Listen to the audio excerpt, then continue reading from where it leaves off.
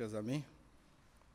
Le Conseil des ministres s'est effectivement réuni ce jour, mercredi 28 septembre 2016, en séance hebdomadaire, sous la présidence du président de la République, chef de l'État, chef du gouvernement.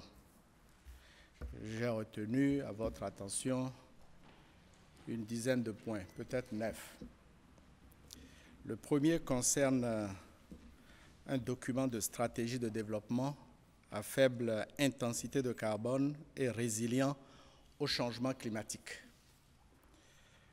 L'intégration des changements climatiques dans la définition des politiques, programmes et projets sectoriels d'État ou du secteur privé est devenue aujourd'hui un impératif.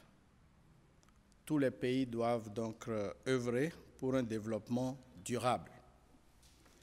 Il convient que les politiques et mesures destinées à protéger le système climatique contre les changements provoqués par l'homme soient adaptées à chaque pays.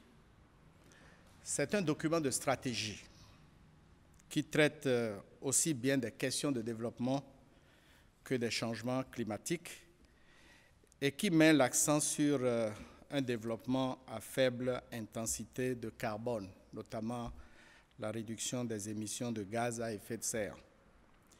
Le Conseil a adopté le document de stratégie dont le plan d'action sera mis en œuvre par le ministère du Cadre de vie et du Développement durable, le ministère du Plan et du Développement et le ministère de l'Énergie, de l'Eau et des Mines. Deuxième sujet, création d'un fichier national d'admission et de nomination des cadres aux emplois de la chaîne des dépenses publiques. Le Conseil a pris acte du compte-rendu qui a été fait par le ministre du Travail, de la Fonction publique et des Affaires sociales, compte-rendu relatif à la mise en œuvre du décret portant création du fichier national qui constitue ce fichier une mesure clé entrant dans le cadre de la dynamisation de l'administration et de sa modernisation. Il s'agit de pourvoir les hautes fonctions de la chaîne des dépenses publiques par appel à candidature. Le ministre a fait part au Conseil des tâches et actions engagées dans ce cadre. Ce fichier, qui est en réalité une liste informatisée de cadres aux emplois de la chaîne des dépenses publiques, ce fichier sera donc disponible avant la fin de cette année 2016. Troisième point, coopération entre l'UNESCO et le Bénin. Le Conseil a approuvé la signature de l'accord cadre de coopération entre le gouvernement du Bénin et l'UNESCO. Il s'agit d'une nouvelle approche de coopération qui passe par le développement du partenariat et la mobilisation de ressources extérieures pour accompagner la réalisation des priorités de notre pays, priorités identifiées dans 5 ministères en matière d'éducation, de sciences et de culture, au cours, bien sûr, des 5 prochaines années. Les fonds qui seront mobilisés dans le cadre de cet accord auprès des partenaires au développement s'élèveront à environ 24 milliards de francs CFA.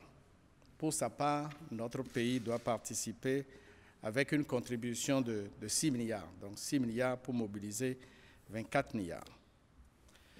Quatrième dossier, il s'agit de la gestion intégrée des ressources en eau, phase 2. Appelons ça Pangiré 2, sur la période 2016-2020. À l'issue de l'évaluation de la première phase du plan d'action national de gestion intégrée des ressources en eau, le gouvernement a décidé de poursuivre son action dans le secteur de l'eau par l'adoption d'une deuxième phase, Pangir 2, pour couvrir la période 2016-2020. La mise en œuvre de cette phase nécessite une approche multidimensionnelle, cohérente et efficace, ce qui permettra à un plus grand nombre de Béninois d'avoir accès à l'eau potable. Le Conseil des ministres a pris un décret portant adoption du plan d'action national de gestion intégrée des ressources en eau pour la période 2016-2020. Cinquième dossier, création de 4 universités nationales en République du Bénin. Le Conseil a examiné à nouveau la carte universitaire de notre pays à l'issue de diverses consultations. Ces consultations ont montré qu'il était devenu impérieux de revoir cette carte afin de mutualiser les ressources humaines, matérielles, pédagogiques, infrastructurelles et d'offrir au personnel et aux étudiants de meilleures conditions de travail et d'études, tout en s'efforçant, à travers les brassages, de construire et de renforcer l'unité nationale. Ainsi, il est créé 4 universités, 2 universités pluridisciplinaires, Abomey-Calavi et Parakou, et 2 universités thématiques, Abomey et Porto Novo. Le décret portant création de ces 4 universités a été adopté par le Conseil. Le décret donne la liste des facultés, écoles et instituts qui sont regroupés ou rattachés à ces 4 universités. 6e point, création du Conseil national de lutte contre le VIH-Sida, les infections sexuellement transmissibles et les épidémies. La santé des Béninois préoccupe le gouvernement, que ces Béninois soient en bonne santé ou malades, particulièrement ceux qui vivent avec le VIH-Sida. Le Conseil des ministres a décidé le 7 juillet 2016 de réorganiser le Conseil national de lutte contre le sida en vue de rendre plus actif et performant avec une implication personnelle du chef de l'État. Les défis stratégiques sont en effet nombreux et il est nécessaire de sortir le Conseil de sa léthargie. Des experts béninois ont produit un rapport sur lequel le Conseil a délibéré.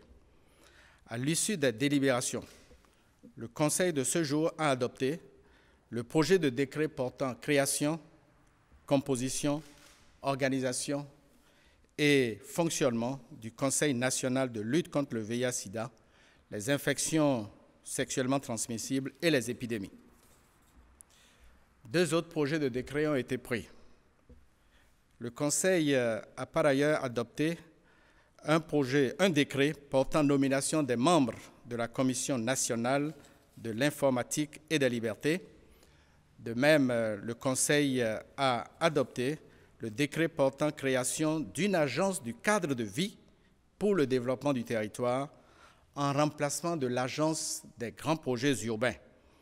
Il s'agit en réalité d'un changement de dénomination pour intégrer la dimension opérationnelle de la mise en œuvre de l'agenda spatial du Bénin.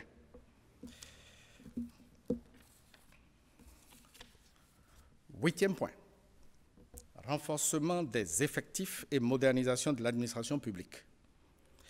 Le Conseil a autorisé le recrutement de 80 auditeurs de justice pour renforcer les effectifs des magistrats, greffiers et officiers de justice.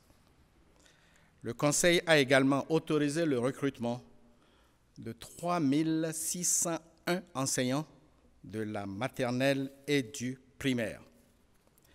Dernier point, impact des attaques de criquets et de chenilles sur la production agricole et les effets des inondations.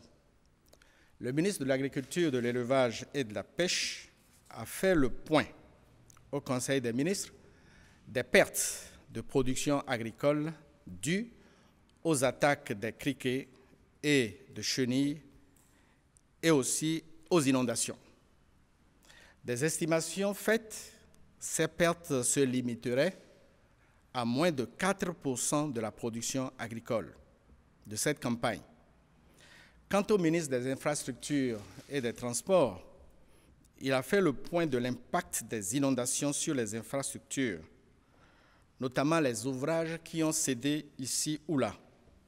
Le Conseil a instruit les ministres concernés à l'effet d'assurer une surveillance très rapprochée dans les zones identifiées.